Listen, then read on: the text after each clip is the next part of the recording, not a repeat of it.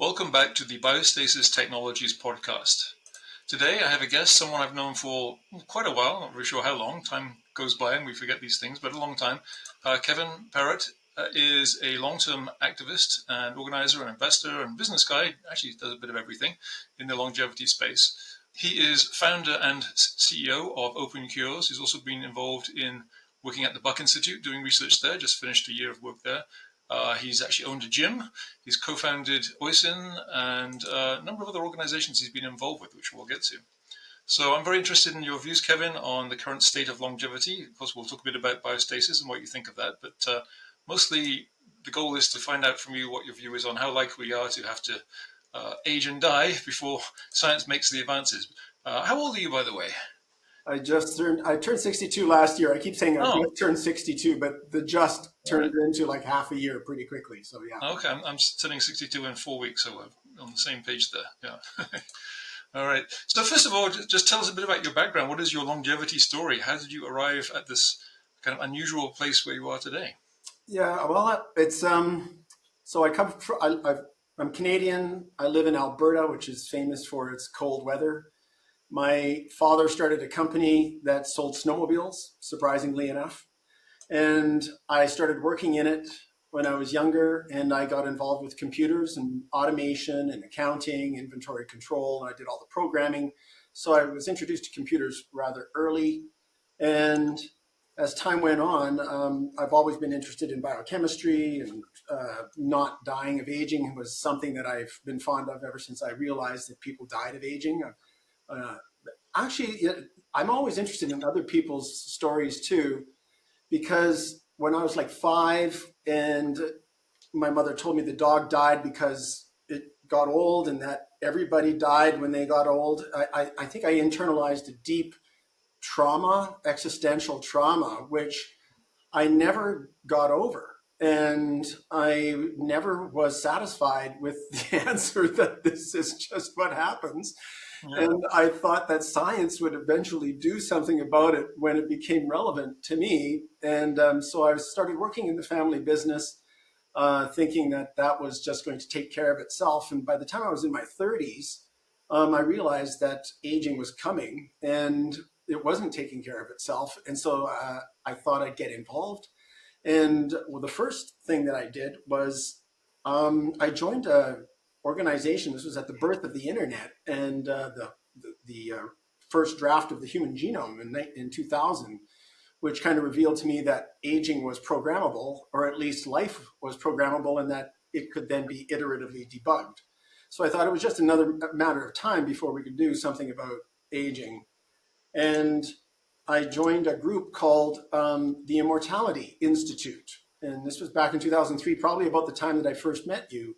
Actually, was run by a guy by the name of Bruce Klein. And I was the first director. I donated quite a chunk of money, and I became a member for life. And I just started associating with an awful lot of really super smart younger people who are actually still a lot of the drivers in the longevity space today. Kristen Fortney, BioAge Labs, various other people, Joe Betz-Lacroix, even so it's a history of individuals that just, thumbed their nose at aging and death and said, we're not going to go quietly, and they just haven't stopped. And I feel like I've been part of that group just simply because I have this compulsion not to fall apart and die. And I would like to do something different sometimes, but at the same time, this is the only reasonable thing that I think a person can put their effort towards is extending healthy lifespan. How weird that everyone else isn't doing this. I mean, why are we so unusual? Not quite as unusual as we were 20 or 30 years ago, but still very unusual. I think Benjamin Franklin was fond of saying that he wished that he could be put in a vat of, preserved in a vat of wine, and that he could come out.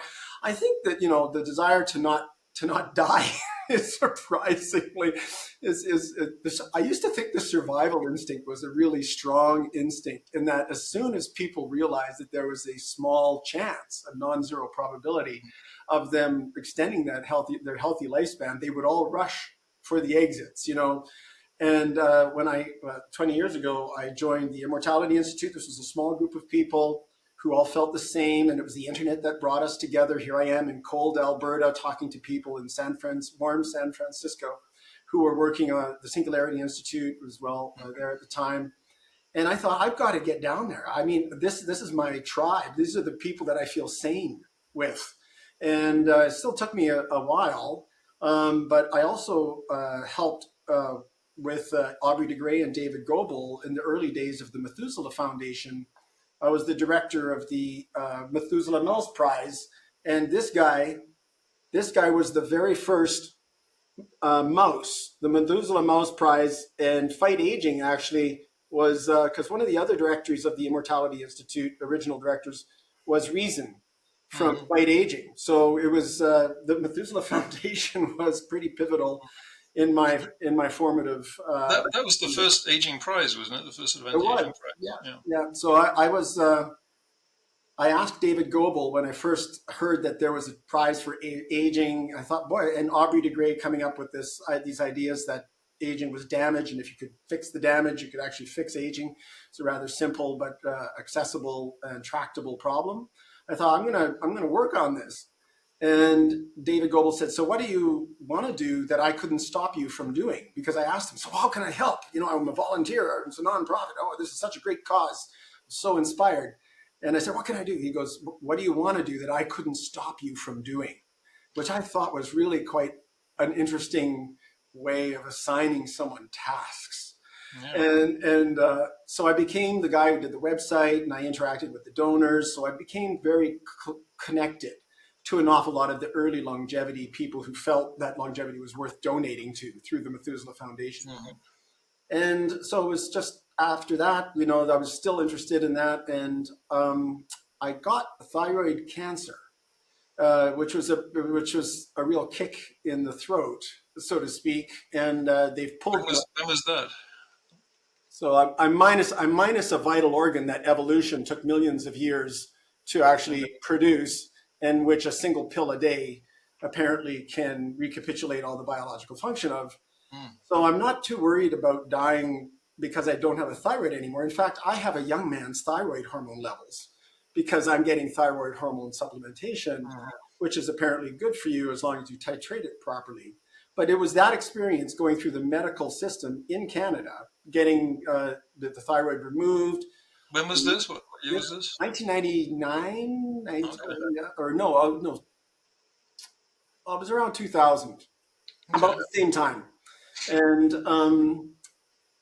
it was a real eye-opener because, nobody cares as much about you and your health as you should.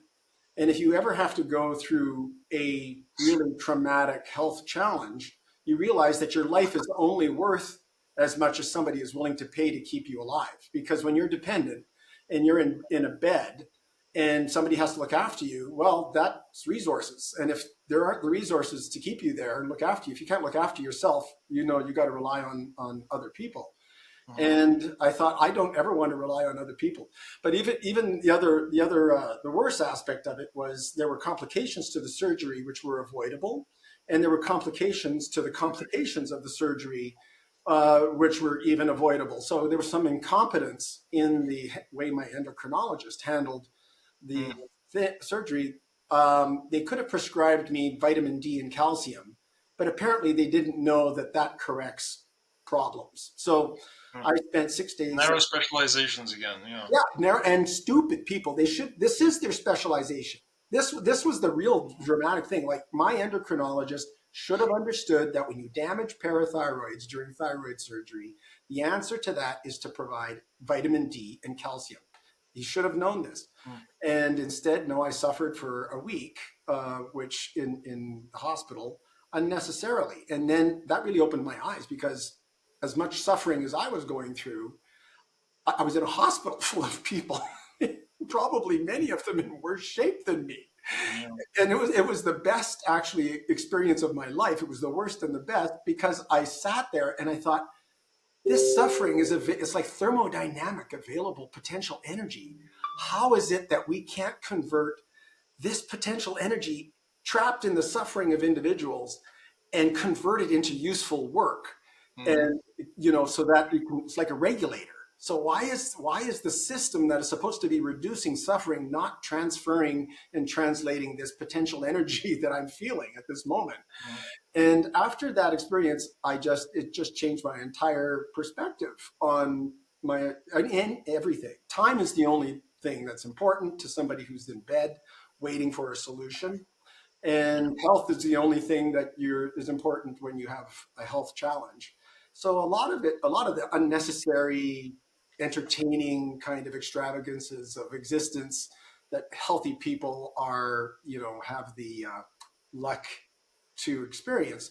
So I realized at that moment that I was, and everybody was currently patients in waiting. We are not, we are Yeah. not, we're waiting for the problem. And the problem is, how do we actually do that? So that really pushed me in the direction of longevity. If I was already involved, and I thought I'm going to go back, get my PhD, and which I did. And I What, went, I was what did you get the PhD in I was specifically? well. I was in.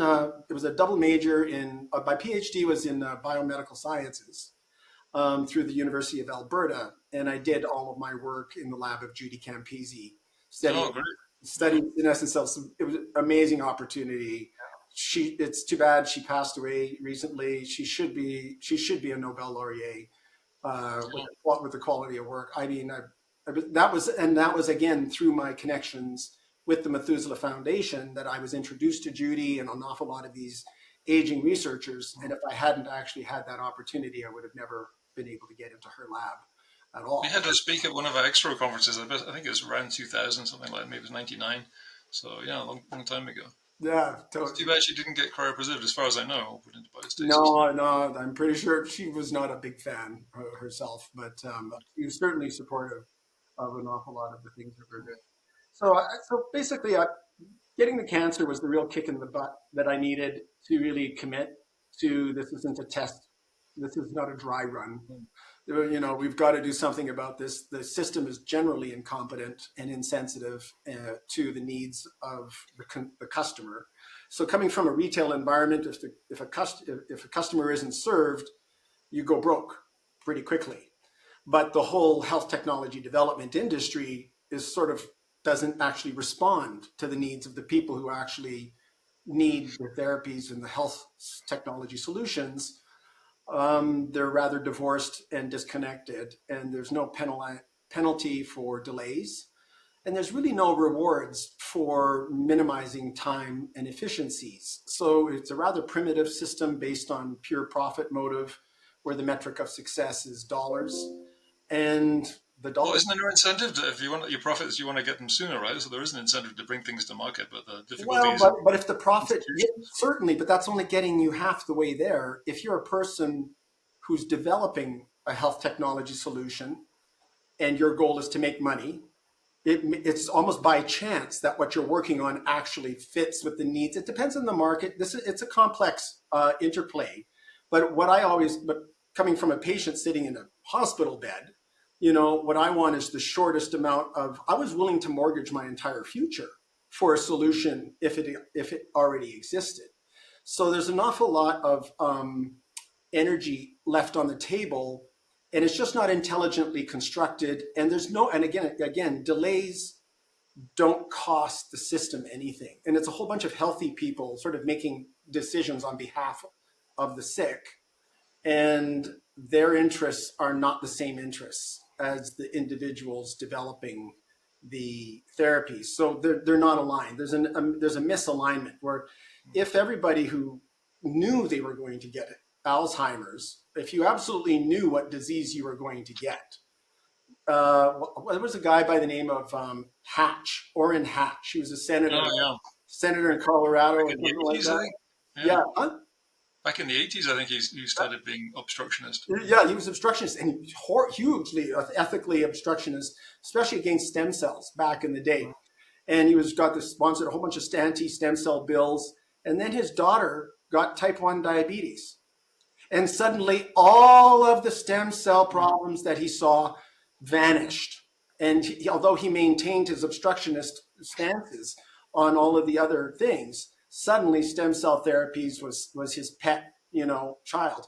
So this is Yeah. so how do we? It's not that the profit motive it's just that the profit needs to be tied in with the actual service of a customer. Well, that's a big problem, and certainly in the U.S. system, the vast majority of health spending is not in the market. It goes through insurance companies, through government. Oh, I mean, people don't realize how much the government spends on healthcare. It's more than European countries spend, so they think we're some kind of market system. We're very far from a market system. So it's a whole there's a lot of racket. institutions between the customer and the actual supply of medicine. It's definitely a racket, and I mean, I've been experiencing the Canadian healthcare system.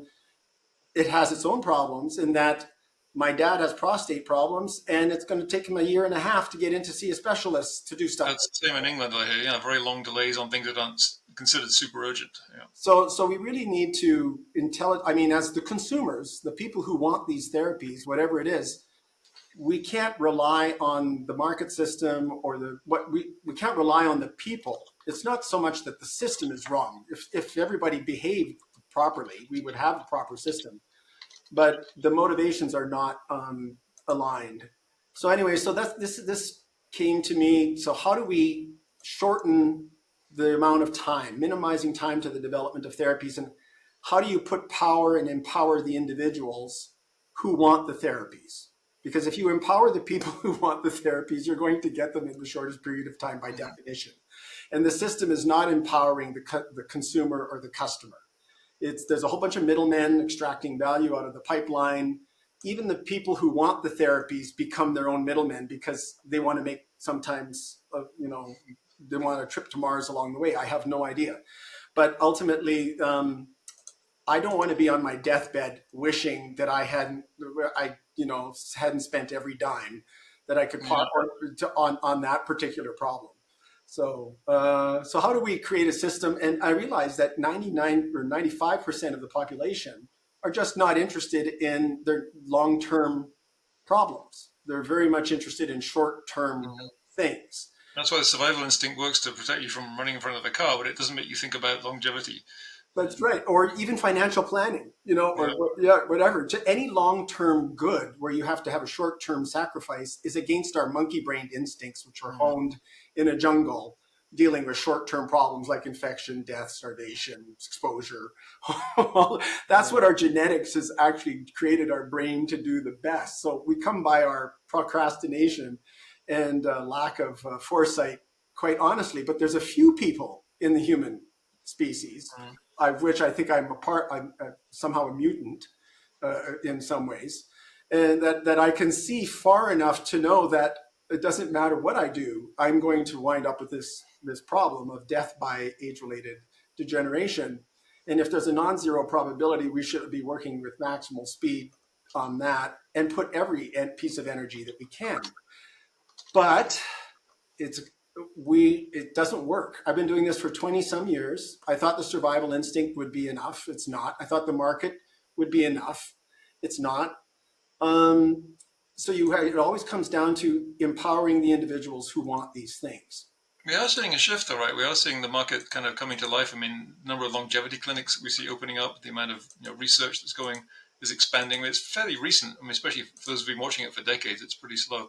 I'm curious actually to get your view on these longevity clinics because it's actually not really a new thing, but it's become much more prominent recently. I mean, I have experience going back to 2000, so a quarter of a century ago, with the Kronos Clinic. I don't know how familiar you are with that. I've been tested by them back about 20 years ago now. Yeah, 25 years ago I did that. So that was quite an impressive effort. It was 2 days of testing. They did everything pretty thoroughly, gave you a really nice binder with all the results. And it took a long time before anybody else came up with anything similar. And now people like, I guess, Peter Attia have got their sort of quite expensive versions of that, and there's many more of them. Do you think this is generally a good thing? Pretty mixed in terms of the quality? Where do you see this going? I think it's just sort of like the first Jarvik implantable heart. Super expensive, available only to the uber wealthy. And unfortunately, when you get people who are starting to make a lot of money off of something, there's a built-in inertia that comes in with the key opinion leaders being the people who hold that. And that's how any system, it doesn't matter, human, whatever it is, any system that perpetuates itself relies on, it wants to survive. It has its own survival instinct. So it sets up barriers and problems. It's like, I think in essence, it's a fantastic development to get people's interest and get energy and financing and investment into the area. And it just, I think, lights up enough people's brains that if they are able to contribute in any way, people, until they're aware that something is possible or they hope for something, if you don't hope for something, there's no action taken. So while things are hopeless, you can expect nothing, but once things are hopeful, then you can expect a whole bunch of movement and a whole bunch of energy. I think that's where we're at the beginning of the concierge medical clinic. I don't think if you look at the whole industry, actually the financial prospects for it, all of them are going broke. The assays are super expensive. The quality of the interpretation and the people who all need to get paid. They're highly trained and quite expensive. So the question is, it's a super development, but now we need a rapid collapse of the costs. And of course, with AI now, an awful lot of the knowledge that used to be embedded in people doesn't have to be there anymore. So we're going to we're going to be super, super fast. That's why I worked in the AI lab with Nathan Price at the Buck. And I mean, it's amazing. Everybody can feel it. It's in the air, frankly. You don't have to really describe it too much. I think we're on the precipice of either. Well, let's come back to AI in a second, because that's a whole topic in itself. So let's see, what was I going to say about longevity clinics? Oh yeah, since you mentioned AI, it was making me think, well, a lot of the stuff that they do, obviously not all of it, a lot of it you can kind of do yourself at much lower cost. You can get blood tests done, like Life Extension Foundation supplies all kinds of blood tests.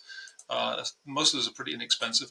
You can actually, obviously feed your information into Chat or Claude, whatever you use, on your supplements, on your exercise routine. It'll make a lot of good suggestions. Obviously, you want to check for accuracy, but that's tremendously helpful because it will dig through a tremendous amount of literature and make suggestions. So I think there are ways you can already kind of do a lot of what these longevity clinics are doing.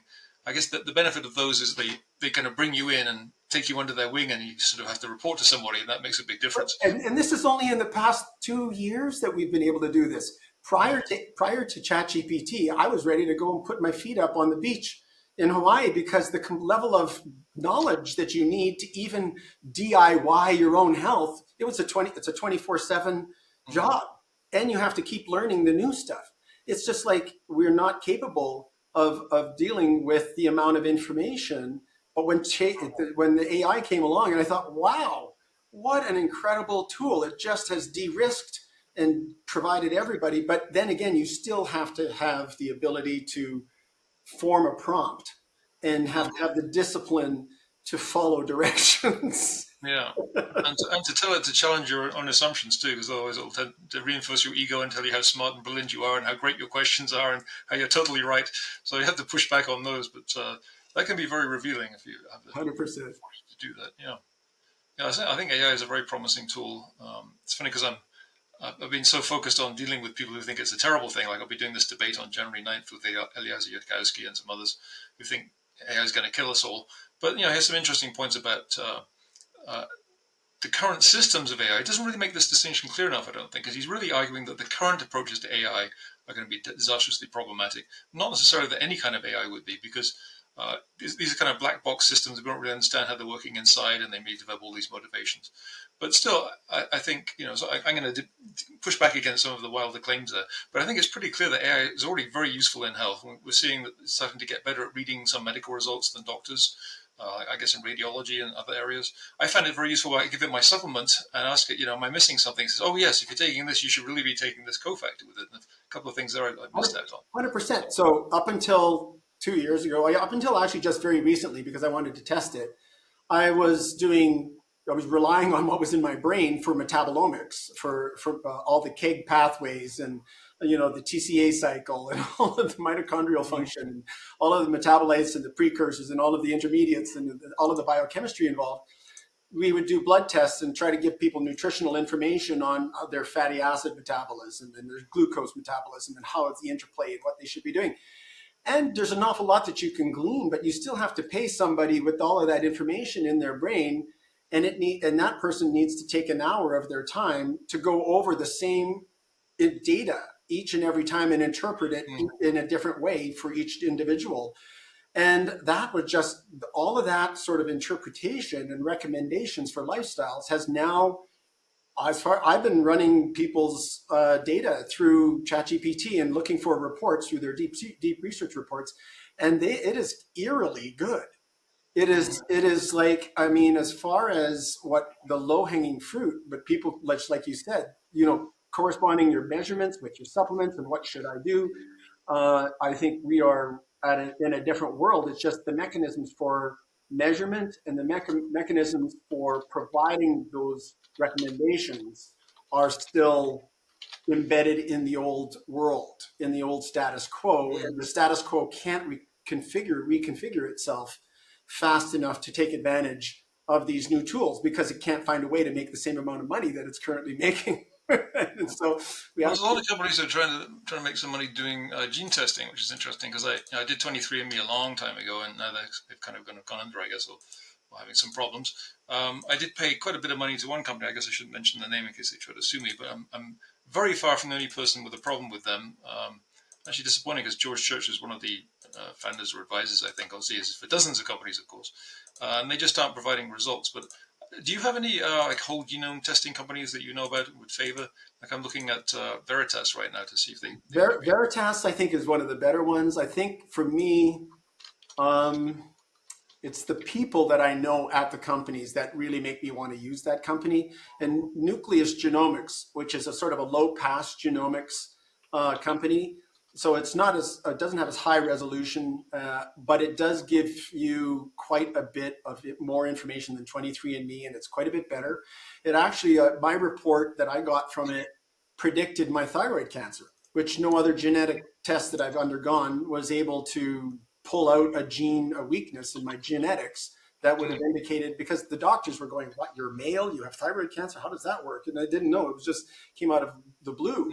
And so the Nucleus report that I did actually highlighted you have a potential. It also says schizophrenia, and which is very likely potentially, but it's so Well, I think you're past the age. I think most schizophrenics actually become schizophrenic in their 20s. yeah, Right? so I think there are some associated attributes which could be, I mean, not necessarily schizophrenic, but I think it's possible that there's some reason, some other attributes to that genetics which influence my cognitive makeup.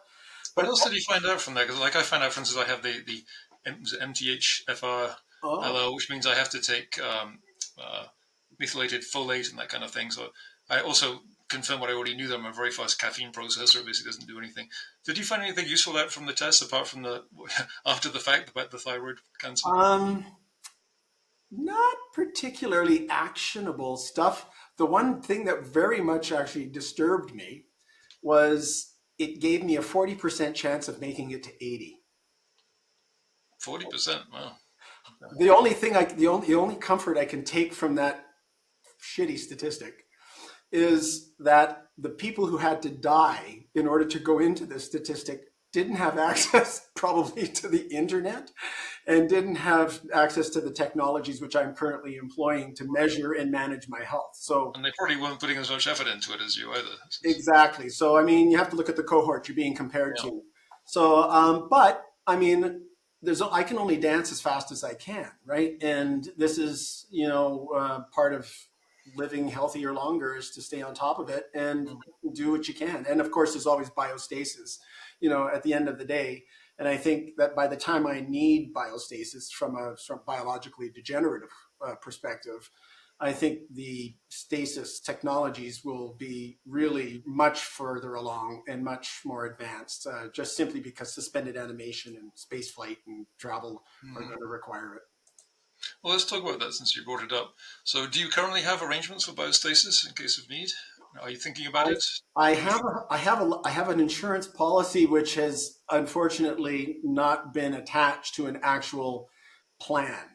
But I was with Alcor for a number of years, lapsed, but now I'm wondering what to do. I never did cash in the life insurance policy, and I'm still actually contributing to it. So I think I've got this opportunity now. And well, what would you recommend I do? Well, that's an interesting question. If you're living in Canada now, Alcor claims to have just incorporated Alcor Canada and have trying to work on better response times up there. There's all kinds of possibilities now. There's the Sparks brain preservation, which takes a different approach. They're kind of chemical preservation, but they are much lower cost. The trouble is they don't really have a real standby transport team. So mostly, I think they have some possible arrangements for that recently, but mostly they want you to live to yourself there. For instance, since it's in Oregon, they have assisted dying, so you can actually go there to Canada. their lab. You can actually take a medicine there in their facility, and Yeah. you could become legally And I dead. was so that's kind of actually what I wanted to ask you, like, because here in Canada there is something called MAID, which is medically assisted dying, or assistance Medical aid in and dying. dying, Yeah. and obviously it doesn't stop acute causes of death, like car crashes and things like that. You're not getting assisted, but if a person found out that they had some terminal disorder, they can actually opt for that, and that's something I think that the Cryonics Canada might be interested in finding out how they could. I mean, it's a slow burn. It's, again, you have to try to convince an entire establishment that is not interested in this topic to be interested in the topic. So I it's know Alcor. I know I can't speak for anybody else really, but Alcor, since I was running it at the time, Alcor's done a number of cases actually with death with dignity laws, as they usually call them here. So basically, the first time somebody called us up and said, I want to be cryopreserved next Wednesday, we kind of told them to slow down a little bit because we'd never done that before. I need to make sure it went right. But a couple of weeks later, we were there. Basically, booked the team. They're standing there at the bedside when he took his medicine, and it all wow. went very smoothly. So that's been done at least twice that I know, and probably more since then. So that's entirely workable. Unfortunately, they don't have the laws here in Arizona, and I don't think I'm not sure about Michigan. But that should change because it seems to be the trend. I think in Arizona, that's probably So, going to change at some point. so in short, I think it's You can do it, yeah. It should yeah, work in Canada. I think it can be done, and I think I think cryogenic preservation is there's nothing. It's probably easier than curing aging. I think, and I think that a lot of people are working on these problems. You got Laura Deming, you got Kai, with there's pets involved now. And I mean, another burgeoning industry, and I think that cancer, children, I think just preserving low temperature rather than cryopreservation. I'm thinking maybe the doorway to cryopreservation acceptability is through sort of suspended animation, which is just chilling people down so that they're in hibernation state as long as possible. And because you can still argue that a person at 4 degrees or around there is still alive, whereas Yeah. that might be an easier swallow for some of the people. But was one thing. I think it was Natasha that worked on memory in C. elegans. Yes, that's Do right. C. elegans remember things Yeah. that they learned before they were cryopreserved?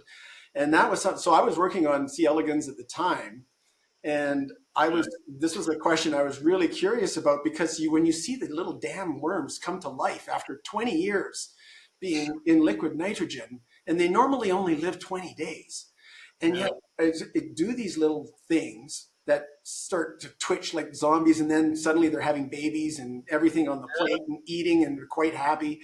I think this thing's 20 years old, and I mean, there's absolutely no reason why the neurons in a C. elegans, if it's learned something, if you could demonstrate that the neurons have learned something and remember something after 20 years of preservation, the brain of a human is just a bunch of neurons. So I think Yeah. it was that for me was the kicker. So I am going to get back on that horse, but before I need Okay. to. Yeah, we can discuss that, in private further. What options Oh, might be best? awesome. 'Cause I'm very kind of objective and neutral these days. Even though I run Alcor, I'm quite critical of it these days. So I'm able to look at the different organizations. For instance, another option would be tomorrow Biostasis, Hmm. based in Switzerland and Germany, but they're also offering standby in currently I think 4 areas of the United States and gradually expanding. So they don't want to expand service until they feel confident they can do the job in the area. So that could be another option too. I think the infrastructure, once that infrastructure is in, because people who go, well, they're not down the street basically, and unless there is some way of preserving somebody very quickly for the team to arrive in time, then I think you'll get a lot more takers. But yeah, we'll see how it goes. Yeah.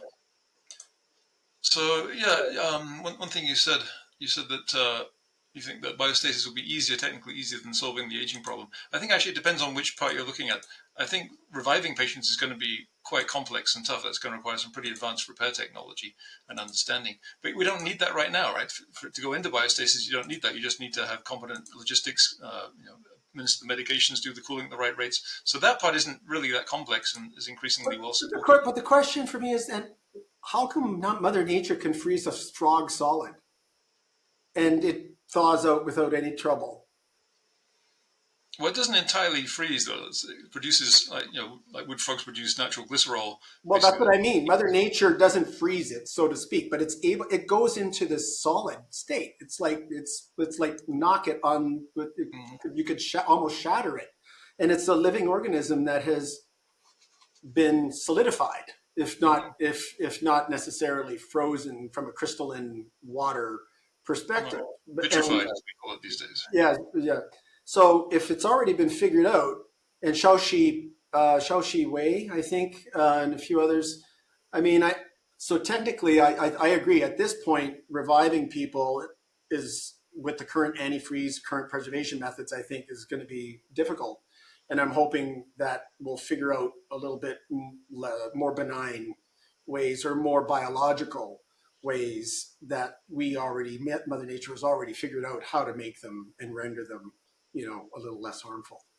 But I think the main challenge seems to be not actually the preserving part; it's the reversal part. So, one issue is that you have to rewarm extremely rapidly, otherwise you get recrystallization, which is always kind of weird to hear that as things warm up, you can get this ice crystals reforming, but that's what happens. And so you have to rewarm very rapidly, which is why it's easy to do an egg or a sperm or small embryo because it's such a small body of tissue. But when you get to a large mammalian organ, that's where it's been very difficult.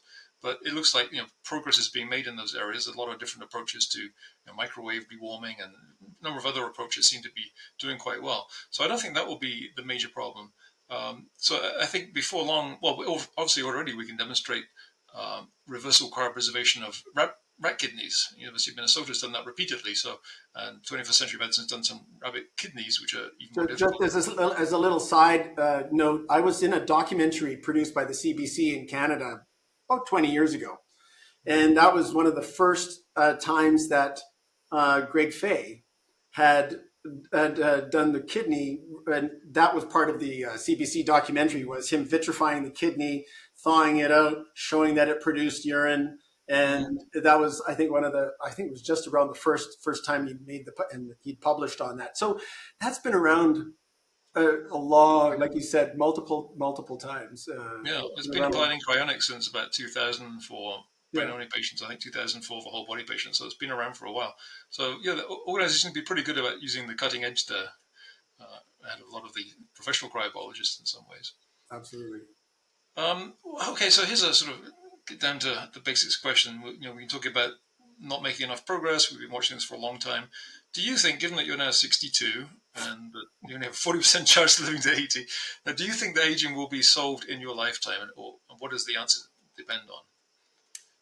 Do you think that's even a likely possibility? I mean, I think that it depends on AI, 100%. It depends on cooperation and transparency of information, because the solutions that we need to develop are new and novel and will require new and novel data.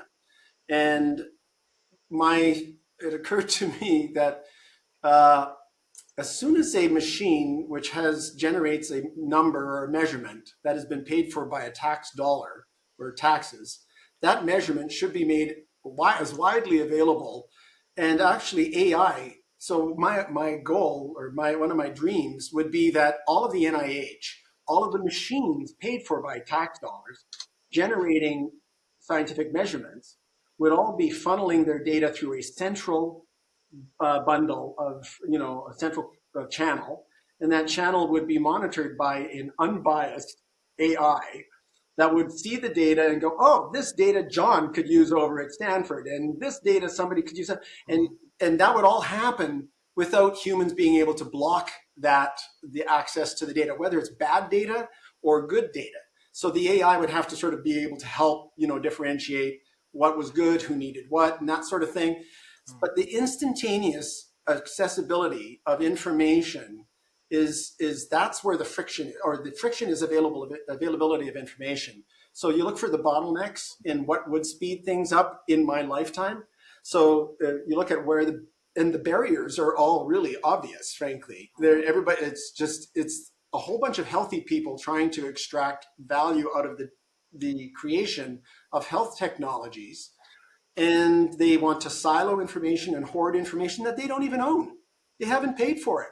And so I think that there's some arguments to be made that we could construct an ecosystem that would make it as frictionless, remove as much friction, optimization, efficiencies, army of the willing, people inspired by the end goal, not by short-term goals, should be the decision makers. I'm not saying that people who are interested in short-term goals shouldn't be involved.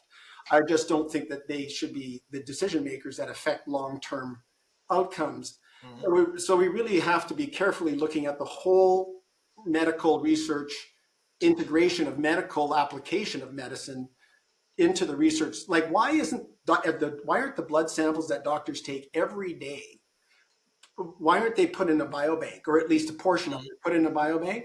And why isn't the data and these feedback loops where data that is generated through the normal capture, we need to capture this information of normal human activity and care and have that funnel back into research. I mean, it's just...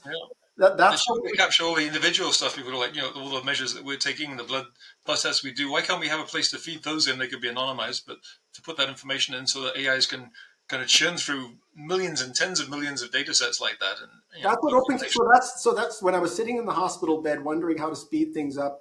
It was empower individuals who want the therapies, then you're going to get them as fast as they possibly can get. If individuals had all the money that want the therapies, it would already be as fast as it possibly could be. But they don't have the money. They don't have the power. They don't have the money, but they do have data. Without data from the individual, you cannot develop a therapy. Mm-hmm. So we are the consumer, again, is king. Their data is the means by which everybody is able to make money. So empower them with their data. And OpenCures is supposed to help individuals, and we do help. We're creating a data profile into which you can aggregate all of your data, and then you can aggregate your own data with other people to create data sets from which features can then be extracted, and then from which further, novel insights and then products and services can be developed. So you have to empower the individuals first, because delays are the luxury of healthy people. I don't think. So that's the system that we need to create, and anywhere we can empower individuals and remove barriers to data accessibility, that's going to automate. So tell us a bit more about OpenCures and what you do there and what the mission is. So I started off as sort of a biohacker, kind of empowering the individual. So so we would not only take responsibility for helping individuals aggregate their existing labs, their existing measurements and things like that into a consistent data profile, but we also wanted to give individuals access to the cutting edge technologies like mass spectroscopy. Because when I was finishing my PhD, I was analyzing the synovial fluid of arthritic joints from individuals, of which I was becoming one of those arthritic joint individuals. I wanted to donate some of my synovial fluid to the Buck Institute and see what was going on in my own knees. The maps of activity of inflammatory cascades, the information that was coming out of these mass specs, hundreds and hundreds and thousands of data points. And I thought, this is incredibly powerful technology. Why can't I use it to analyze my own health? Why is this limited to clinical trials and research settings and not available to normal people who, vanishingly small number, admittedly, but why is this totally not even an option? There's no company out there that an individual could go to. This was 2017, 2018. So I thought, and then I said, well, if we could come together and generate enough data together and put it in a coherent data set that was viable and attractive to companies and corporations, we could get together and we could sell our data and support our own research that way. But every time I tried to do something with our data, I realized the lack of standards, the lack of coherent standards, the lack of data portability, These were things that needed to be built from scratch. Every time anybody wants to deal with medical or biological data, you have to decide how you're going to do it and build the infrastructure. It's like having to develop the whole science of plumbing every Mm-hmm. time that you wanted to build a house, and electricity. And so there are 300 and some apps right now in the App Store that deal with biological data, health apps, and almost all of them have to work from scratch from an awful lot of these things. And that's what I found, is that you had to keep taking another step back and building these tools that the public system, the NIH, and the scientific system should have already decided, Yeah. should have already done it. W3CC standards for the internet are available and for programming, I was but going now to say we need something like an XML for biology, basically the right it's tags what's and. coming. It's what's coming. AI has forced this issue Mm-hmm. because now that we have the tool to analyze these vast troves of data, people realize the data isn't organized properly for the AIs to actually even take advantage of. So this is a massive problem that a lot of big companies are spending a tremendous amount of data on. I think I'm a bit of a spectator now. I think I've always been a bit of a spectator in futuristic terms, and that I can see these waves and I see the needs and I can anticipate some of these things given what I know. But other people are too. And this is all sort of converging. And I think that we may see, this is why getting back to the question of when it's going to happen, I think it's hard to tell because of the necessity of the convergence of multiple technologies that need to happen. And can't control that, but we can be in the pool at least. We can at least be in the pool. We can be watching this happen. Joe Betts-Lacroix and Retro. Joe Betts is the director of the charity of the OpenCures arm, the charity of the OpenCures, and he's working with OpenAI, and so I've been getting some insights. It's just kind of, it's moving so fast. It's kind of, am I pivotal? Am I even necessary? Is OpenCures, I mean, where can I meaningfully fit in and become the tipping point? Can I become a leverage or a tipping point? And you can't play, you can't have an impact if you're not in the game. Yeah. So yeah. Yeah. And the game is life. I've got to stay in that game. What do you think about aging clocks? I've been reading a lot of sort of back and forth about that. I'm kind of personally interested because I did the thymus regeneration trial that Greg Fay and others put together, and then he sent blood samples to Steve Horvath, and he looked at our aging clocks, and he said in just the last 3 months of that 12-month trial, we actually gained about a year of lifespan. And it'd be interesting to see if we could push that longer. But then I hear other people arguing that they don't really provide a reliable measure of aging. So I'm not really quite sure what the view is on that, and it seems to be shifting. 100%. So Horvath, and is one of the progenitors of the methylation clocks, and even he agrees. What I mean, everything that, as with science, everything is there is no junk DNA. Junk DNA was junk DNA until everybody realized there was a whole bunch. It was a little more complicated.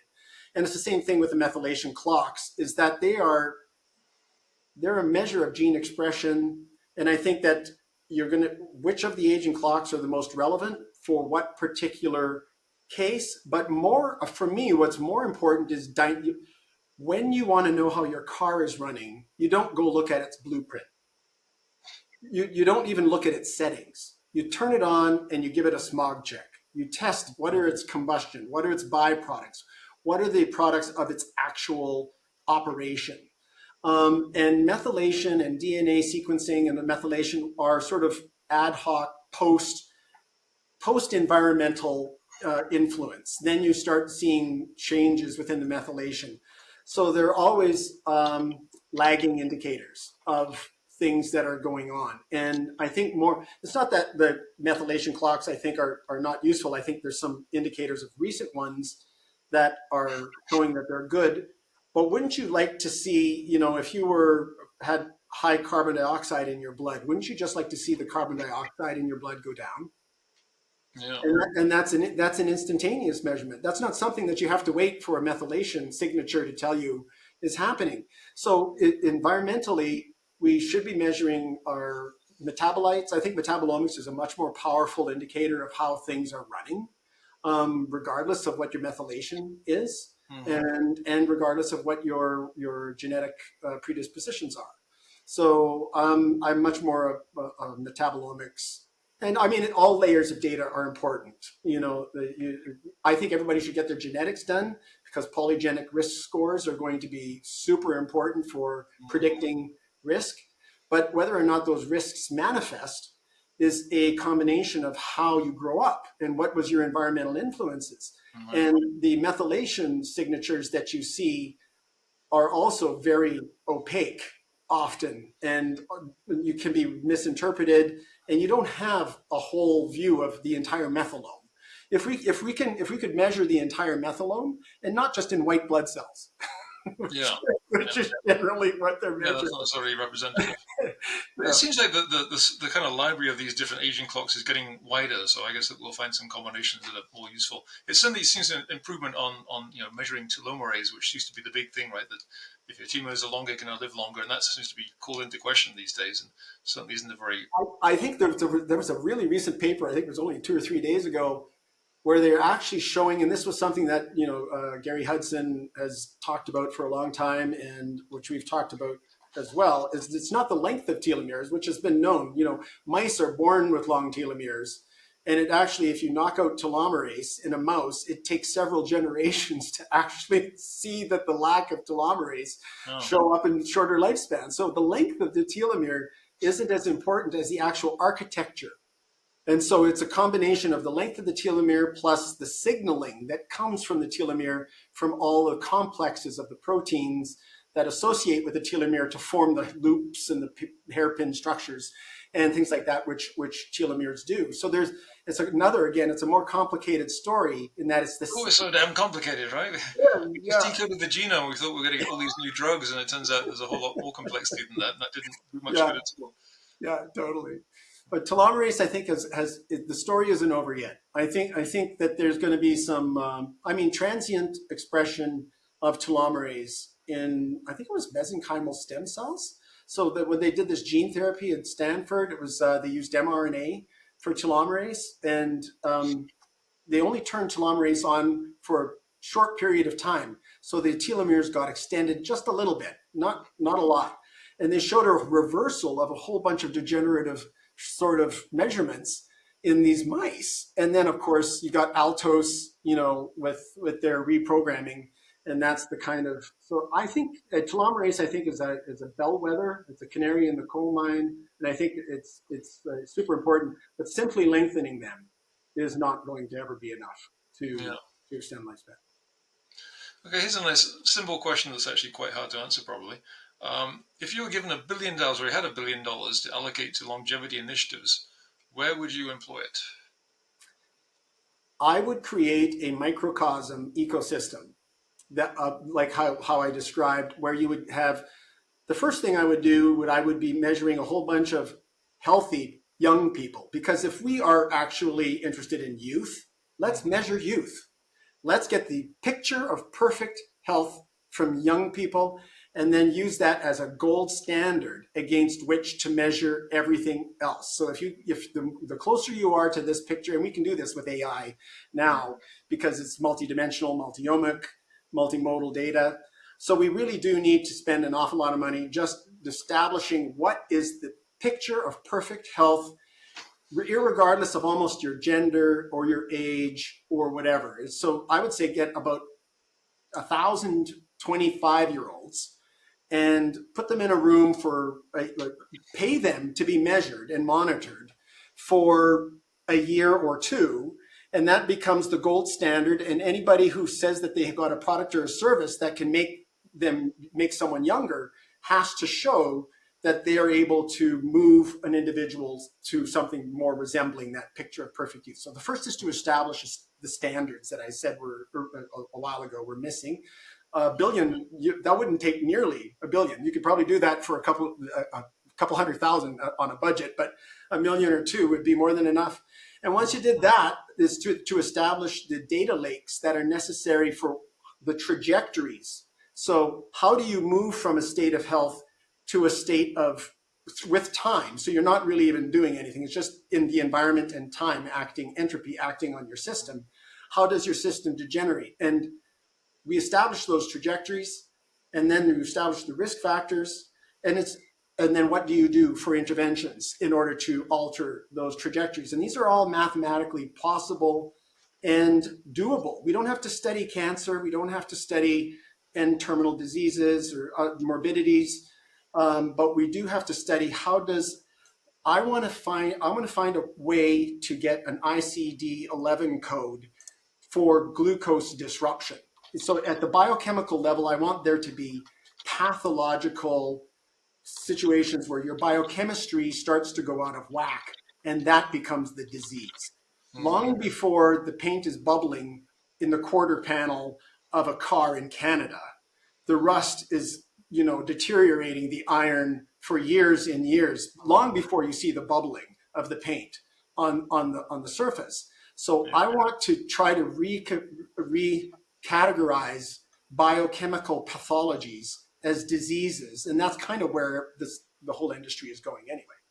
But I'd spend all the money creating AI algorithms to create a in silico model of human health that anybody could have in their phone that actually tells them what behaviors they need to do to stay between the white lines so that they're prevented from ultimately going in the ditch. Right. With another arm of the AI looking out to see all the new research coming out and how that might suggest new pathways and new 100%. actions you could take. Yeah. Yeah, so starting up these iterative feedback loops so that but it needs to be a centralized kind of purpose. It's not that you need to have one entity controlling everything. What you need is a penumbra of related entities that all look after some aspect of health technology development, working hand in glove with everybody else. In other words, I like the ARPA-H model, frankly. So OpenCures, our data platform, has been hopefully part of ARPA-H. And it's all milestone based, so that if you do not achieve the goal that you say you're going to achieve, you don't get actually the funding to go any further. So it's a selection process. It's a forced evolution selection process at the technological level, which I don't think exists right now. And if you you reward the behavior that you want to see. And I think we need to create a system that rewards the outcomes and penalizes the stuff that doesn't actually advance. Right. And that's the design of that is really what I'd spend a bulk of that money on, I think. Seems like another area let me know your thoughts on this. Another area that AI might be quite helpful is in sort of changing the approach to discovery. Basically, for decades now, we've looked on clinical trials with one variable, like one treatment, one variable, and that, that kind of reduction is necessary in some cases, right, to really identify an issue. But our bodies are very complex systems, obviously. Just tweaking one thing at a time seems almost foolish in a way. But managing to tweak a number of things across a population and figure out what the hell actually caused the good result or the bad result is difficult. But might that be something where AI can actually untangle that mess and actually help us to figure out, by making multiple changes at once, what actually is helpful and what's not?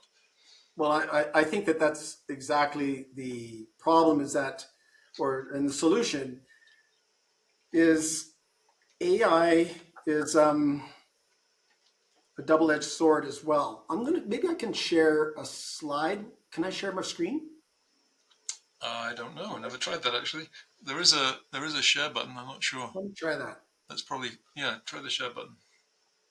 Okay, I'm going to just see if this works. Okay. So, are you able to see this? Yes. Okay, let me get rid of this. I want to slideshow. Okay. So, this is just a really generic problem-solving, engineering-oriented problem-solving cycle. You have a problem, you want a solution, you take an action, you take the results of that solution, and you pump resources back into the development of better solutions, which result in better actions. So that was one of the things. This is what I'll try and, okay, so this is really complicated. I'm going to go something a little bit simpler. And so you do an experiment. This is you taking a supplement, potentially, or just baseline monitoring. That you then collect the samples from that. That samples generates data through assays. Those assays aggregate the data. The data is then queried, and then you register the insights, and the insights then produce publishable, commercialized, licensed products and services. And you experiment, and then you have AI sort of orchestrating this entire cycle. This is nothing but technology development as applied to health technologies. This is the actual thing that the NIH and private industry are trying to go back and forth to try to create things. Industry is interested in single solutions, and there isn't a single drug developed yet that is not meant to mimic a biological sample or a biological entity. So the desire to patent is actually preventing progress, especially when it comes to these kinds of things.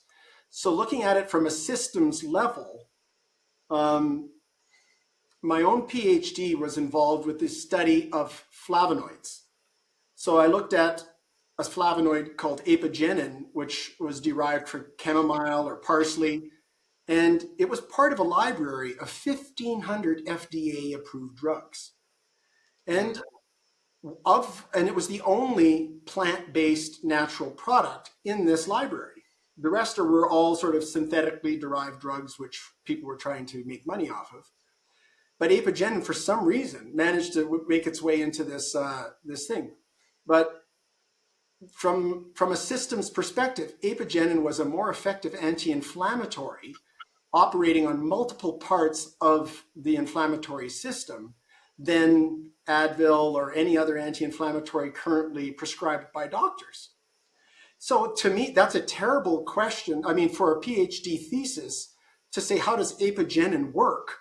And then realize that it's working on multiple, parts of the system at the same time. It's a system-wide actor. And the industry does not like system-wide actors. In fact, that aging is a system problem. And like the GLP-1s are showing to be part of be able to affect multiple morbidities in multiple ways. So in a way, the whole industry is starting to shift from one problem, one solution to can we have multiple problems solved by one solution?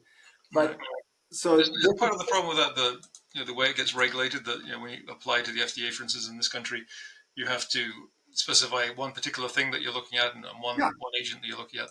And you mentioned, I think, the TAME trial, which is the just slight crack in the armor there, where you can actually look at, I think it's 2 major indications for one substance. Still a small move, but I guess a promising direction at least. Oh, it's definitely. I mean, aging is a multifactorial, multiple morbidity, system emergent problem. You cannot turn off your screen share now. Yeah, I can do that. Absolutely. How do we do that? Okay, I don't want to hang up, but I do want to stop that. Okay, good. Yeah, so the FDA with the ICD, I mean, and it's all about reimbursement again. Unfortunately, that doctors can't get paid for prescribing things that are not FDA approved, and the FDA is not good. It's a chicken. Code. It's a.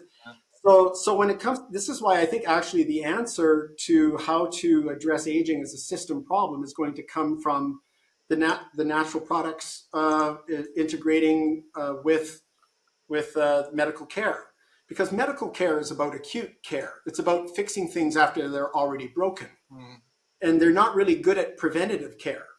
And asking the current system to suddenly shift gears and transform itself into a prevention system is like asking a pig to grow wings. It's just not going to happen. Yeah. It's grown up outside the main system, right? I mean, there's a lot of people doing prevention and wellness stuff now, but it's not part of the main institution. No, it's kind of grown up around the edges, but it's doing quite well, I think.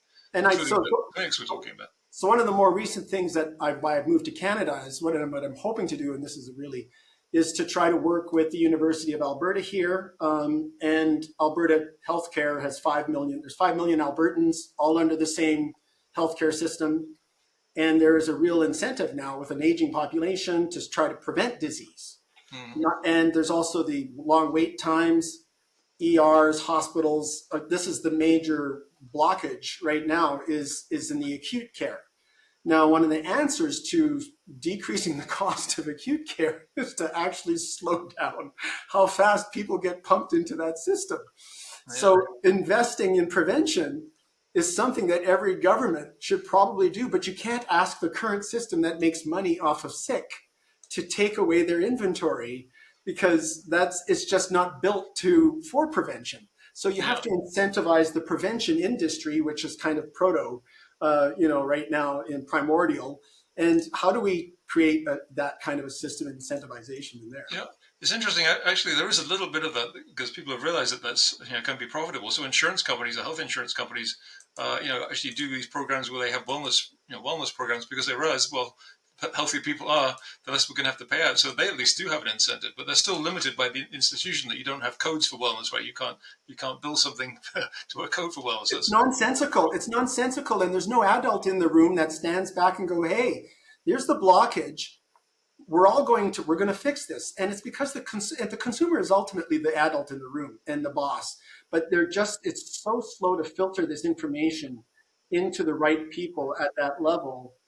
But that's why you need a constituency, and that's why, still marketing, getting attention, money gets attention, profit gets attention, fame and fortune get attention. And so we still have to deal with these primitive sort of attractors and try to elevate the conversation as soon as we're able into getting into the complexity and the nuances of delivering on some of this stuff. I think that universities are a great place to be, and actually the TAME trial, one of the chief arguments that the Global Health Span Policy Institute that I'm part of, when we would go and talk to the politicians about why it would be good to give money to the TAME trial, was because they could save millions and millions. Longevity dividend idea, right? Yeah, it's really important to push because it's something that politicians can maybe get some kind of sense of why this might get them votes if voters speak about this. We found in the red states that the standard of care for diabetes, type 2 diabetes, was sulfa drugs, not metformin. So even though metformin is not necessarily a longevity drug, it is certainly a drug that is capable of helping type 2 diabetes more effectively than sulfa drugs. But the sulfa drugs were still the primary prescribed medication for type 2 diabetes.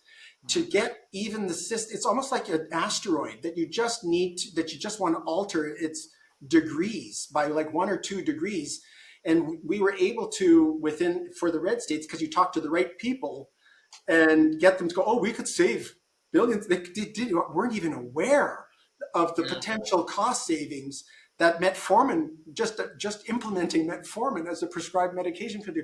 When we went through this, I realized the vast job that we're in to try to argue that aging could, it was almost like, then you start thinking, well, maybe Maui is not such a bad place to retire, because it is just, it's almost insoluble. It's incredible. But I think now the bet is off. I think there's an awful lot of people who are open the doors to hope that we can actually do something.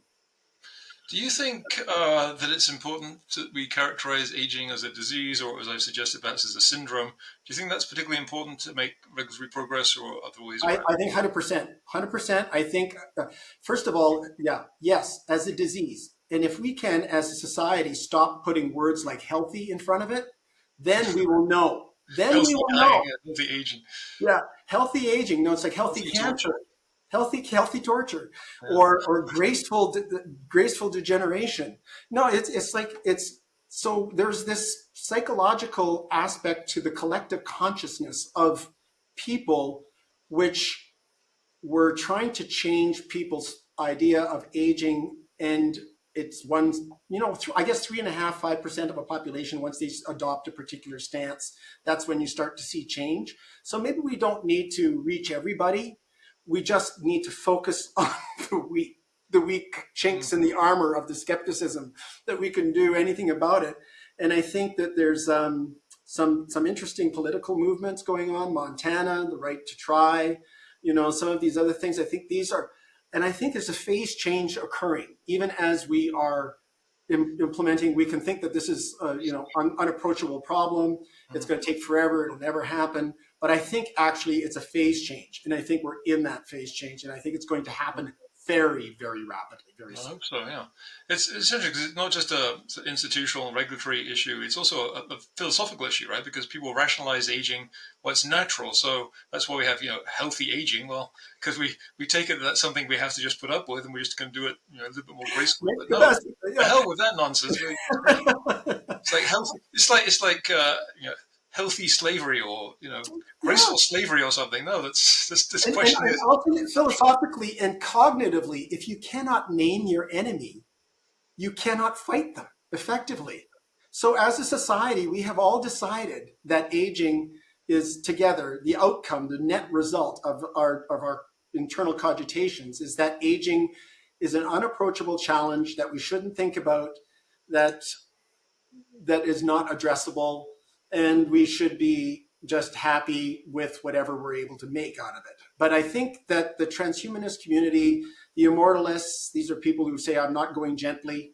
I think that resonates with that part of human character as well. So I think there is a survival instinct that there is, but we just need to show that it's a feasible, non-zero probability, and we're fighting against millennia of invention of escape routes through multiple religions as well. I mean, this is I mean it's a very this is it's a very interesting, complicated problem. yeah.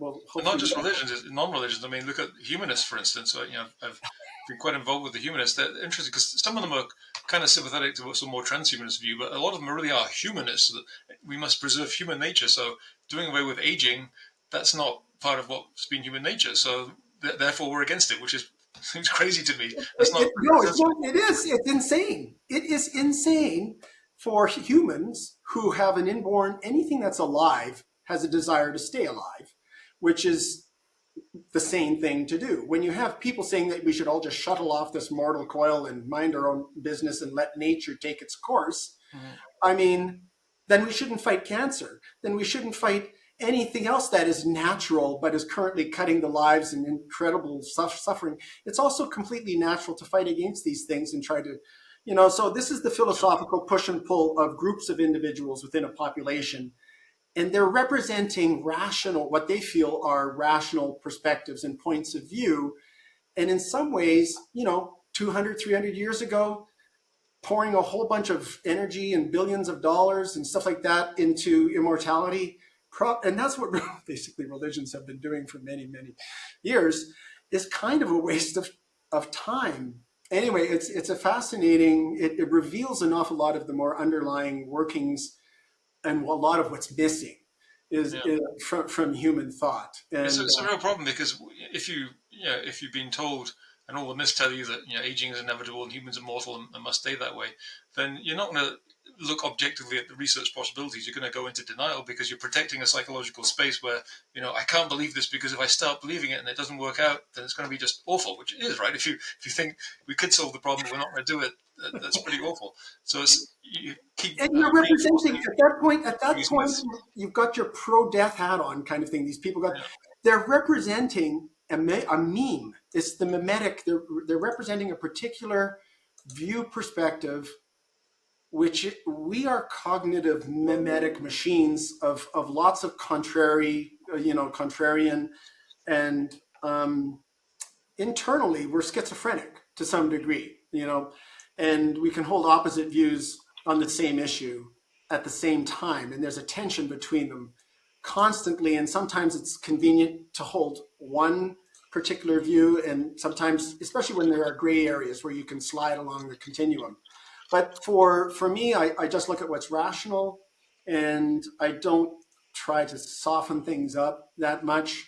I'm my own worst critic. I don't trust my own judgment for a lot. I really have to do a lot of self checks before I truly resolve on something that I know to be true. And then then it's really difficult to push me off of it. But I'm still amenable to modifying my fundamental views. Yeah, it's the only way you learn, right? Yeah. Do you remember this guy? Probably 2 or 3 years ago. I think it's a doctor who came out and said, I want to die when I'm 70, and there's no reason anybody should want to live past 70 or Yeah. something. That The was pretty bioethics. incredible. Like that's kind of like a very reactionary position that now we're starting to get a movement of people who actually want to extend lives. some people kind of come out explicitly and say things like that very, very explicitly, which is just bizarre.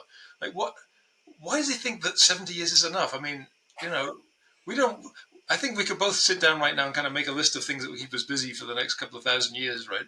And by the time those years have gone, there'll be a lot more stuff. Lack of imagination, stunning lack of imagination. That's all. That's all I can say. But it's actually comes down to hope.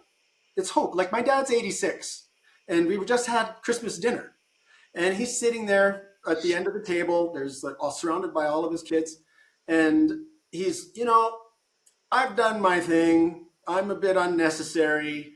You guys just carry the torch forward kind of thing. Mm-hmm. And I'm just like, what about the wisdom that's in your mind that you should be sharing? And I said, we are going to develop longevity drugs just to keep you around so that you can fix the fucking fuck ups that you've done over the past few decades. Now, it's these 70, this I think it is the lack of hope. And the other thing I said, so if I could guarantee you to my father an additional 4 decades, maybe 120, 120, 130 years old, not biologically. Not to be too scary. Yeah. Not too scary. You could probably do it. What would be your decisions? And if you had the health of a 50-year-old right now, what would you be doing with your life? Well, that changes everybody's attitudes. I think bioethicists and people who advocate for death by 70 or something around that are either biblically oriented or they just have no imagination and they don't want to hope that there's anything, because as soon as you hope for something, then you have to say, okay, what action do I take to actually realize this hope? And that means they actually have to get off their ass and do something. Plus it's scary because what if the hope doesn't work out? Then there's fear of disappointment. Giving up those comfortable rationalizations. Yeah. There's the disappointment, there's the investment. As long as you can stay in the Schrodinger's cat, thing of it can't happen. If it can't happen, then there's no need to actually put any energy into it. So that's a very easy kind of thing. But if it could happen, then you actually have to start asking yourself, why am I not working myself towards this? And people, as we all know, can't exercise. They can't eat properly. They don't get their rest.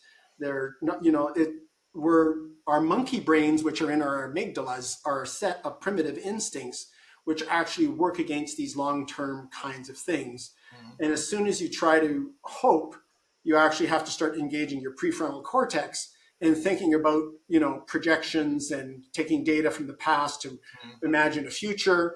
And it's a lot of work, and some people would rather just, go off into the night and not be responsible for cleaning up their mess. But I think another thing, I've talked about this with a few guests before, I think another big problem is, well, some of it is people's pessimism about their own life, which is partly because their bodies are falling apart as they get older, and it's hard to imagine why you want to carry on as you get more tired and more pains and more problems, right? So that's understandable. But I think there's also a big cultural problem that I've been fighting for many, many years, which is that people see the future as a horrible place. So why would I want to live there? If we're going to boil to death, or AI is going to kill us all, or it's going to be Mad Max. Why do they imagine that? Why do they imagine that when they could just as easily look at the glass half full, glass half? I mean, pessimists tended to evolutionarily live longer, which is why people come by their pessimism honestly, but they're not thinking clearly. Well, there's different kinds of pessimists and optimists, right? There's sort of the passive ones and there's the active ones. So if you're sort of a passive pessimist, then that's probably not good for your lifespan because you just give up on stuff. But if it's more like, I think things are going badly, but I think I can do something about it, sort of active pessimism.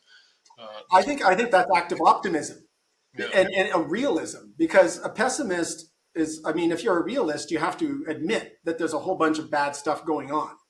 And that's not necessarily to admit that's happening is, always imagining negative outcomes is what I consider to be pessimism. Whereas realism is realizing that stuff can go wrong, and then taking action to try to avert or make the best of a bad situation, even if it's all going to be a bad outcome. How bad can it be? Right. Can you make it less bad? That's why I've called dynamic optimism or active optimism. It's contrasted with the kind of religious hope where you say, well, God will take care of it, it will all work out, or the government will take care of it. Instead it says, well, it won't necessarily work out well if you don't do something, but you can do things and focus on what you can do, and that way you can make optimism. Yeah. If not necessarily effective altruism, but effective optimism. We could call it that too, So you just mentioned exercise, which made me think that you were, when we talked before we started, that you mentioned you'd owned a gym or part of a gym for a year. So let's talk a bit about exercise, because that's something I've long been interested in. And I think how it's the important do you answer. think exercise is in somebody's longevity routine compared to? I think it's absolutely essential, and anybody who says anything else is just trying to make excuses. Exactly, yeah. It's hard work. It's hard It's work to hard make. for. Yeah. Yeah. So this is the reason why I bought into a gym is because I come from a retail environment where we sell motorcycles. And so with OpenCures, I'm trying to sell advanced blood diagnostics in a small little boutique downtown Novato, close to the Buck Institute. So it's restaurant row, and most people going by the storefront are carrying their lunch. They're 200 pounds, 400 pounds overweight, and they occasionally stick their head in and wonder what I'm doing, but they're not really that interested they're more interested in lunch than they are in their health that much. Yeah. So as I'm sitting there, I'm thinking, well, what in my experience, my life experience, we've run a successful business for over 50 years. Our family business has been here in Edmonton selling motorcycles and snowmobiles. And how do we do that? Well, we serve the customer. And also when you're a salesperson and you're sitting in this shop, when somebody walks through the door, you know what they want. They want a motorbike. You don't have to sell them on a motorcycle. They just need to be, told it's okay to spend the money. You've got to give them permission to buy this thing. So I was going, where is this situation? Where is this environment where people are actually already sold on health? And then it came to me, well, a gym. I go to a gym almost every day, at least 2 or 3 times a week. And I'm going, I'm driving there. I'm paying for a membership. It's hard work. It's painful. There's so many barriers to this actually happening that if anybody who walks in the door of a gym has already signed up for life, they're already committed. They've chosen life over not life. Yeah. If I see someone 400 pounds on a treadmill, I think, well, they've made the effort to get here. Good for them. Yeah, good for them. They've made the choice. No matter what kind of condition they're in, they've made a painful choice, and they're paying for the privilege of hurting themselves in this environment. I'm thinking those are the customers we want. So I went to my gym, the owner of the gym that I was in, and I said, "Hey, do you need some help?" It was through COVID, the downturn in the economy, and I had a little bit of money to invest. And I said, and I also wanted to learn about it from the inside out. Like, could I bring the services that OpenCures, the advanced technologies and services that we had, could I integrate them into a gym environment? And a year later, I found out it's pretty hard, and you should start off from scratch with a gym that is capable, and integrate these services from the beginning. Because if you're trying to retrofit, you're going to wind up with a whole bunch of problems, which can be easily imagined. So I've learned a lot, and I'm still really super bullish on it, and I'm going to keep pushing on that. And probably here in Edmonton, I'm going to start up a little health spa. We're going to call it Resilient Health, because resilience is really what people want. It's a good sign of youth, right? Resilience. Youth are a lot more resilient. Exactly. Don't break their bones and catch so many diseases. So do you have a view on the importance of different kinds of activity, like resistance training versus aerobic versus flexibility training, balance training, that kind of thing? It depends on what you need. I know. So we've done some interesting metabolomic studies on resistance on hypoxia. So the induction of hypoxia in muscle through putting armbands or restriction blood flow restriction. So KATSU, you've probably heard of. I'm a KATSU fan, and it's basically a pressure cuff that goes on, and it limits the blood flow into the muscle, and the muscles become hypoxic, and they start responding as if they are under the same hypoxic stress induced by exercise. And they start pumping out all of these chemicals and metabolites into the blood. And all of these molecules that the muscles produce are signals to the rest of the body to harden itself, because it's a stress. Of course, it's the recovery, not the stress, that's the most important at the end of the day. But yeah, so muscle training, resistance training, it results in the production of a lot of molecules and metabolites which are beneficial for neurodegenerative diseases. So MS, cognitive function.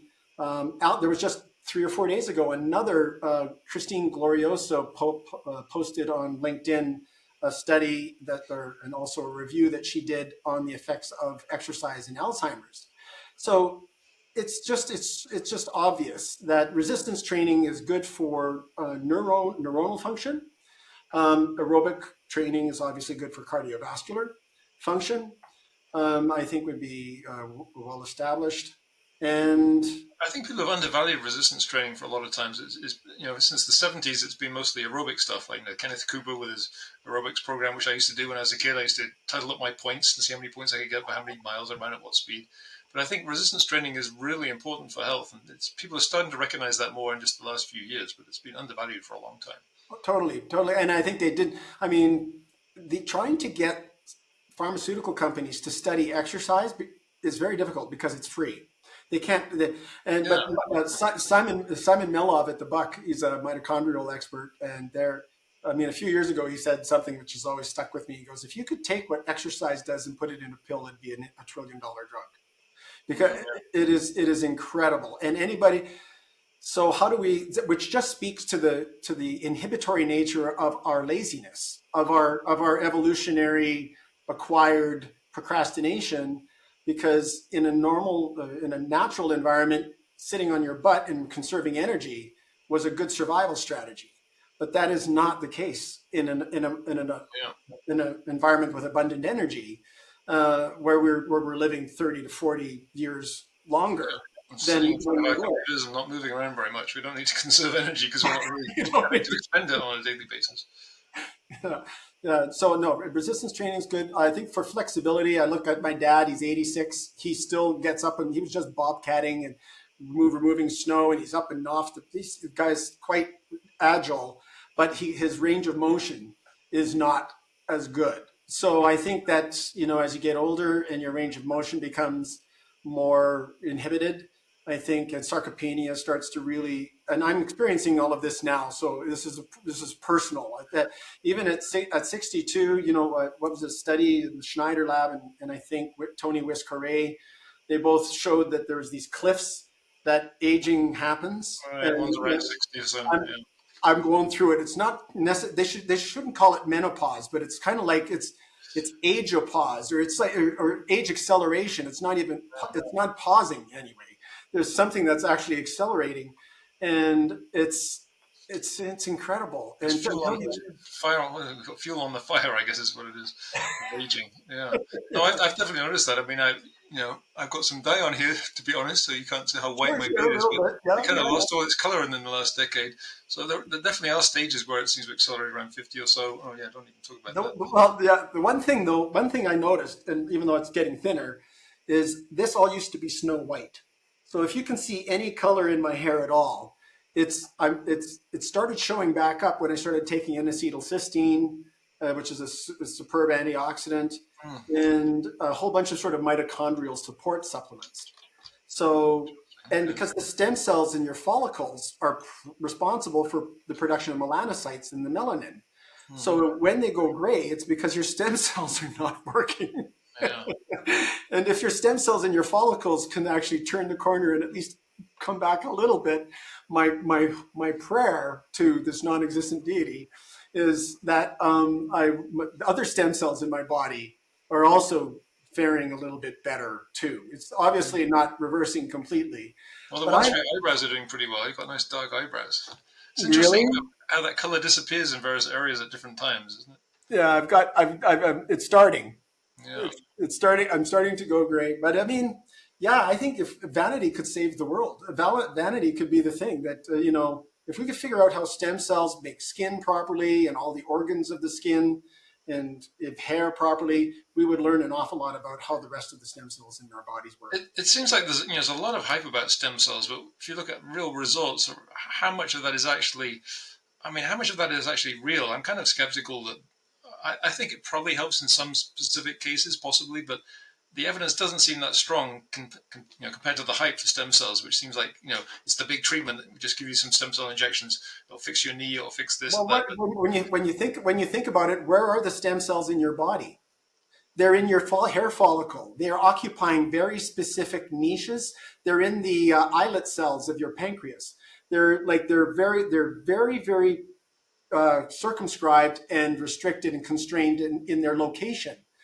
And when you take stems, so they're secreting factors, they're receiving signals from the environment about what to do, and they're secreting factors back to the environment and to each other locally. And when you take stem cells as a big blob and inject them into whatever area you think that they're needed, so that's why actually they've looked at some stem cell studies into the heart, injections into the heart does better. If you're doing the injection into the local environment and they stay there, Yeah. then there seems to be a much better. Yeah, I'm sure the delivery system matters a lot. Yeah, just Yeah. But jamming we them maybe in. don't need stem cells. What we need are the factors that the stem cells are producing, and sometimes our stem cells are the problem because your bone marrow deteriorates as you get older, and your white blood cells and all your immune system starts to go awry. Everything starts to get unbalanced. So I think stem cells are like the headwaters of any multicellular organism. If you cut off the headwaters, you're going to wind up with a slow deterioration. They're not doing their body. By the time you're 55, you've lost 20 to 30% of your cellular mass in your kidney. So you've gone from a 25-year-old where you could take a kidney from a 25-year-old and it's like an Indian rubber ball. It would like bounce off the floor. Probably it's so solid and really good. Whereas mine would probably land on the floor and splat like an egg. Well, that's interesting because we were just talking. Natasha and I were just talking recently about our doctors and telling us basically you have kidney disease. And why? Well, because you're a certain age. They're basically telling us it's inevitable to have some kind of kidney disease, which they really mean falling function in the kidney, right? So so just say, well, that's just normal. You just get used to it. Well, no, we don't. No, we don't. It's not normal. No. So how can we talk to these stem cells in situ with their own stem cell signals that turns them on so that we do not lose this 1 to 2% of cellular mass starting when we're 40, 45. That's when it starts to accelerate. And it's like the ice is getting thinner and thinner and thinner. Sure, it's 20 feet thick, but by the time you're in your 50s, it's 6 inches thick, and it doesn't take an awful lot to break through it. So this is being able to measure the thickness, basically, or the resilience of your system, and being able to talk to the stem cells that are the weakest, because everybody has different depots of stem cells which are probably weaker than others, or different organ systems which are more susceptible, or the weakest link. And how do we strengthen those weakest links? And I think that stem cells are going to be very pivotal, but not the cells themselves, but what it is that they do. And we won't need external stem cell injections. The other thing that I'm really interested in these days is non-invasive types of methods of stimulating tissues for either better function, better regeneration. And you're looking at ultrasound now, infrared, all sorts of different types of frequencies which are capable of stimulating function in deep, at least an inch or two. And I think that there's going to be an awful lot of things that we're going to be able to do soon with that. Yeah, I've been looking at it recently. I know you can supposedly might be helpful for hair regeneration or slowing hair loss, and some other things you say on the skin it can penetrate to a certain depth. It's kind of interesting. For supplements, a lot of people in the past have focused on supplements as the method of life extension. The Dirk Pearson and Sandy Shaw, who probably aren't that well known these days, but were very famous back in the 80s. I read their book back when I was 14. Yeah, I read it when I was a teenager as well. Yeah, back in 82, I think I read that. Anybody who hasn't seen that book, check out Life Extension, A Practical Scientific Approach by Dirk Pearson and Sandy Shaw. It was a huge thing back then. It used to be on the Donahue Show many times, and super relevant. Yeah, pioneers, absolutely. Yeah, but their big thing was really sort of antioxidant theory of aging, and so you take lots of antioxidants. It turns out it's a lot more complex than that, unfortunately. But what do you think in terms of supplements? Do you take many supplements? Do you think there's a lot of evidence for them? Is it kind of a peripheral thing, not so important as exercise? How do you view it? I think that one thing isn't necessarily as important as the other. I think you have to do everything. And for me, before you take supplements, you should try to measure whether or not you need them. And so I've for many years, I had this antioxidant theory, and I read that the antioxidants actually suppress your ability to produce your own internal antioxidants. So you shouldn't take exogenous antioxidants because it stops your body from able to protect itself. Of course, it's going to be lazy and lay down on the job. If you say, "Oh yeah, you want to give me antioxidants? Oh, go ahead. I'll just stop making my own." But as far as the mitochondrial free radical theory of aging, I think that free radicals are still a super important part of the aging process. And I measured my own metabolism with a metabolomics assay from Prodrome Sciences. And if they're in Southern California, and if you can do it, you should get it done and get some information out of it, because it's very useful. It's some standard clinical biomarkers, as well as it uses mass spec to give you an idea what your fatty acid metabolism is. And you can infer your mitochondrial function from some of the measurements. So I found out that I was bad on my omega-3s. I was bad on a whole bunch of laundry list of things. My choline was down. My iron sucked. I was anemic. It was just like, and here I am. This is before I started selling this assay, and I wasn't taking my own advice. I was just testing the assay to see if it was reproducible. And so the guy goes, you've got some inflammation and you've got some mitochondrial issues. You might want to take a look at that. And so I started looking at what's the solutions. As soon as I started taking the supplements to fill the gaps that showed up on my thing, I started feeling cognitively better, more energy. I slept better. It was just like, I was wondering why I was feeling like shit, frankly. And I started taking supplements and exercise, and I started looking after myself. It's a whole approach. But I found out that if I stopped taking my mitochondrial support supplements, and so there's acetyl L-carnitine, R-lipoic acid, N-acetylcysteine. I'm sure there's more that I was taking, but I mean, there's anything that you can get. Mitochondrial support is truly, truly an incredibly important aspect of anybody over 50. We have lots of malfunctioning mitochondria. They are producing a lot of free radicals, and there is one. And it's not just because I'm involved. I actually invested in a company that produces in Prodrome Sciences, and they produce it's like an omega-3 related fatty acid called plasmalogens. And the plasmalogens are basically a fatty acid which protects the cell membrane from free radical oxidation. So they have a very sensitivity. Their plasmalogens have a chemical sensitivity to free radicals, so they are preferentially reacted with. So if you have lots of plasmalogen in your membranes, those membranes are largely protected from free radical oxidation, and there's a lot of turnover because they're like sacrificial lambs that are sent out, and then they react with the free radicals, and then they're replaced. And so, but because of this free radical sensitivity, they're destroyed when you eat them. So they don't really make it through your gut. So you have to live with whatever your liver makes. So the most interesting aspect of plasmalogens is that if you are double ApoE4, in other words, you have the genetic propensity that 80% likely to get Alzheimer's by the time you're in your 60s or 70s. If you're double ApoE4, but you also have high levels of endogenous plasmalogen, you're protected. You don't get Alzheimer's. So that's been shown. And plasmalogens they're another name for them. They're called ether-linked lipids. And they're becoming quite well known and independently recognized. The most extreme long-lived people have the highest levels of plasmalogen. And this came out of work that I noticed with BioAge Labs. I worked with BioAge Labs for over a year during their startup. And that was one of the top hits that came out was plasmalogens. The people who lived the longest had the highest levels of plasmalogens, unambiguously. And then I found out later that it was potential that if you're a double ApoE4 and you have high plasmalogens, you're protected from neurodegeneration. That's important to know, yeah, because you can't change your genes right now, unfortunately. Yeah.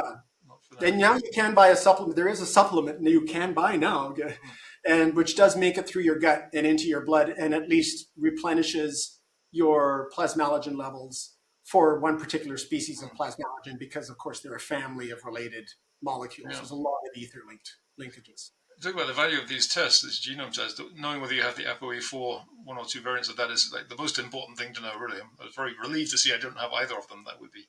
I know, but imagine a 20 or a 30-year-old. So Yeah. we were selling this test actually. Terry Grossman was one of the first people to offer it through his practice in Fort Worth in Texas. I can't remember. He's the guy who's co-author with Fantastic Voyage with Ray Kurzweil. with Ray Kurzweil. So he did the ApoE4, and I was telling people I'm ApoE4 negative. They go, well, I wouldn't want to know if I was ApoE4. I don't care. You can't do anything about it anyway. And now everybody with 23andMe got to know whether they wanted to or not. Well, so you actually have to say, I agree to see these results.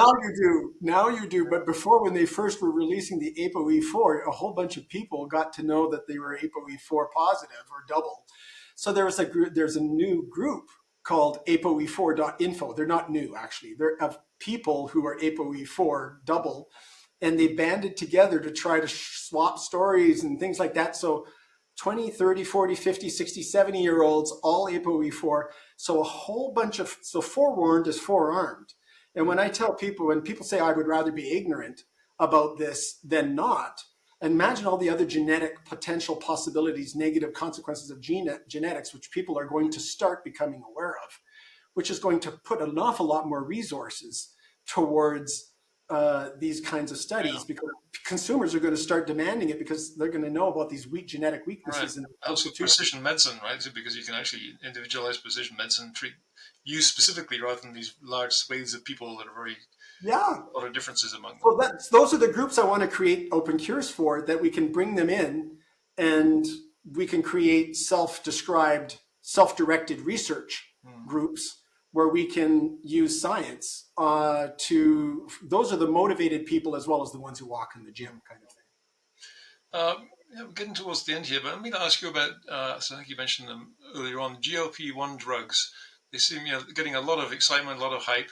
I'm wondering what you think of those as general sort of health treatments, because it seems that they were introduced for one thing, and then they found they help with other things. They reduce all kinds of addictions. I worry about side effects. I worry about that it seems like they say really generally you can lose maybe up to 20%. Well, people who are 400 pounds, that still leaves them vastly obese. So I'm worrying about the limitations. And even so, I think GLP-1s are great for people who are in a medical or a sort of a bad way, and they just can't seem to find their way to getting out of the loop that they're in.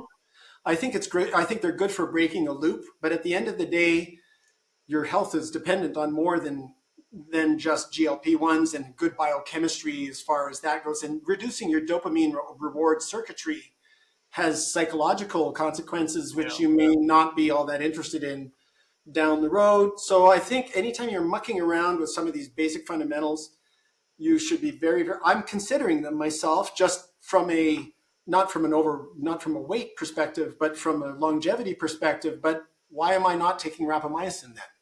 So, because that's one of the things that, it's just as proven to do. I think that this is why we need a lot more data. We need a lot more data. We need to get a lot more people who are already on these things, funneling the results of their trials, and the effectiveness of these things needs to be integrated with research so that we can iterate on these things fast enough. Because I don't want to try stuff that anxious. Yeah. As I say, I think it is a quick fix, but that's nothing wrong with fixing things quickly. But it doesn't necessarily stay fixed and does have the side effects. So use that time, where you don't feel the desperate urge to eat all the time. Use that to retrain yourself, hopefully. And once you get off it, hopefully develop some good habits. Because a lot of people don't seem to do that. They seem to go back and regain the weight when they stop them. Sam Altman invested in a company called Thrive with Arianna Huffington, and it's about longevity. But it isn't about developing drugs, which is different than his investment in retro biosciences. It's investment in behavior modification. Yeah. And when he came up and said we're looking for behavior modification as our major focus, I'm going, wow, yes, that's exactly the problem. I think that's an area where AI can make a big difference too, because what we really need is. They talk about the angel and the devil on your shoulder, right? We need an angel, an AI angel that's basically there whispering in your ear, Like I had an example. I just bought a new car yesterday after finally gave up from not being willing to spend money on a vehicle. But I thought, okay, finally I get something. One thing I noticed was, because it was new to me, I was looking down at the dashboard. When I did that for a few seconds, it came up with this message saying, "Keep your eyes on the road." So I thought, that was interesting. But you kind of need something like that in our daily lives. Little AI whispering in your ear, "Okay, you've been bending over too much. Straighten up. Are you really going to eat that? When instead, in 2 minutes, you can prepare this healthy food." Something that knows our whole lifestyle, knows what resources are available to us, kind of monitors us, and just gently kind of prods us towards better behavior. I think that would be really helpful. That ties in with your digital identity, because you want this thing, whatever it is that's telling you to do stuff, to be just your conscience. It has to be as transparent as your own voice, and it's a self reminder, and then you can choose to listen to it or not, or whatever it is. It's not like a mandate for the thing. But so I was talking with David Goebel from the Methuselah Foundation, and I was actually, when I was working in the hood at the Buck Institute, and I'm pipetting things around in the hood, and I'm going, when you said the hood, I thought about like, dear, I'm working in the hood. Down in the hood, no, down in the biological hood, feeding my cells and things like that. Okay. Yeah. And I'm kind of using the pipette, and I'm going, it's very, very easy to make a mistake and not catch it.